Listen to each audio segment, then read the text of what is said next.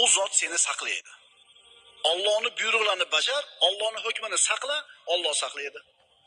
Allohning haqlarini saqla, uni qarshingda topasan. Ya'ni bir muammoga kirsang, Alloh ro'baringda bo'ladi, yordam beradi. Agar so'rasang, Allohdan so'ra, agar ko'mak tilasang, Allohdan tila. Bilginki, butun ummat yig'ilib senga biror zarar yetkazmoqchi bo'lsa, Alloh yozganidan ortiqcha zarar yetkazish olmaydi. Butun ummat yig'ilib senga foyda keltiramiz deysa, Alloh yozganidan ortiqcha foyda keltirish olmaydi. Chunki rufiyatil aqlam va jaf, qalamlar ko'tarilgan, sahifalar qurigan. Alloh yozganicha qiladi, zararni ham, Alloh yozganicha qiladi, foydani ham. O'shuning uchun mo'min odamda bir narsa va'da qilib ishontirsa xursand bo'lib ketmaydi. Biror narsani aytib qo'rqsa vahimaga tushib ketmaydi. Kim aytgani bo'ladi? Allohning aytgani bo'ladi deydi.